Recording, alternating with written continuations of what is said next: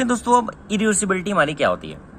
Irreversibility के पहले meaning समझ लेते हैं। आपने पढ़ा होगा रिवर्सिबल प्रोसेस पढ़ा होगा, इसके पहले इरिवर्सिबल प्रोसेस पढ़ा होगा। अगर आपने नहीं पढ़ा है तो यूनिट 1 में दोस्तों इसके बारे में मैंने डिटेल से डिस्कस किया हुआ है। बात करते हैं यहाँ इरिवर्सिबिलिटी क्या होती है।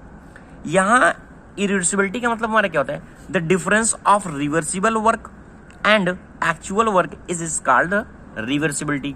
यानी जो हमारा डिफरेंस होता है ना रिवर्सिबल वर्क का एंड एक्चुअल वर्क का, जो दोनों हमारे डिफरेंस होते हैं वही हमारा कहलाता है इरिवर्सिबिलिटी। नहीं समझ में आया? अब समझ में आएगा। देखो, हमने कार्नाट इंजन को मैंने मान लिया एक हमारा क्या है, ये रिवर्सिबल साइकिल होता है। कार्नाट हमारा रिवर्सिबल साइकिल होता है ना।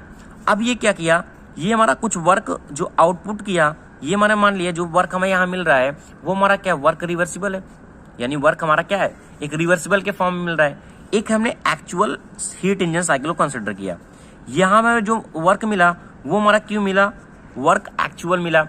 अब हमको पता है कि कार्नाट इंजन हमारा क्या है, हम कंसिडर करते हैं 100% एफिशिएंसी। यानी जो हमारा डब्ल्यू रिवर्सिबल होगा वह ग्रेटर होगा एक्चुअल के। यही हमारा इरिवर्सिबिलिटी लॉ कहता है।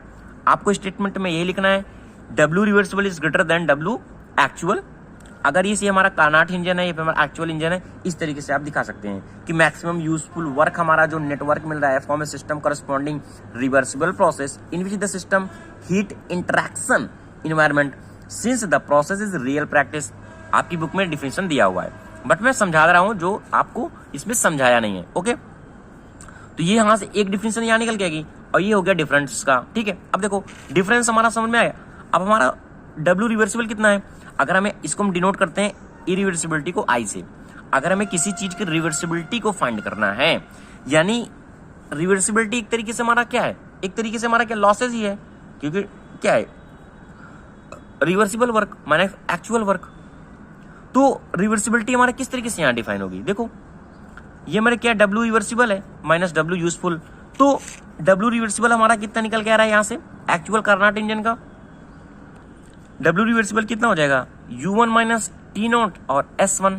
ठीक है, और minus U2 minus T not S2।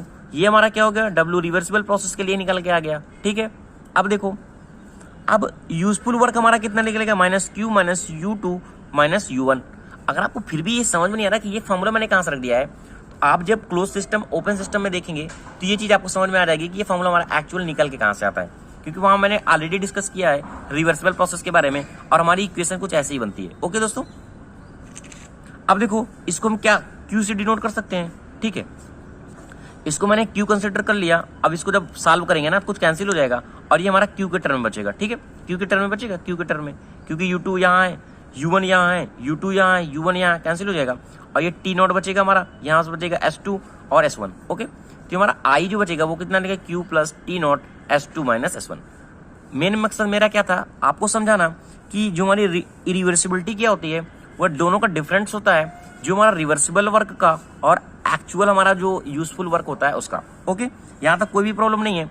आपके अगर क्वेश्चन पूछा जाता है कि कोई भी न्यूमेरिकल से आता है, कहता है इसमें इरिवर्सिबिलिटी बताओ और सारा कुछ दे रहा है, तो इस तरीके से आपको क्या करना है, दोनों को डिफरेंस करना है, तो हमारी इरिवर्सिबिलिटी फाइंड हो जाएगी। ओके, और इरिवर्सिबिलिटी को टर्म एक टर्म में हम और डिफाइन कर सकते हैं, कह सकते हैं कि irreversibility equal to the product of entropy production and surrounding system.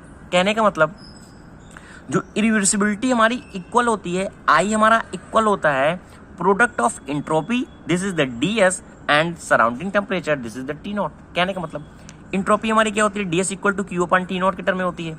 अब इसको अगर हम Q इक्वल टू निकालें तो टी नॉट और DS हो गया। देखो दोस्तों मेरे कितनी इंक लग गई है। अब देखो, अब हमारा क्या I है, I इक्वल टू क्या हो जाएगा, टी नॉट हो जाएगा हमारा, और ये DS हो गया, ये हमारा क्या है सिस्टम का हो गया। अब सराउंडिंग की बात करें तो टी नॉट DS सराउंडिंग की बात करिए।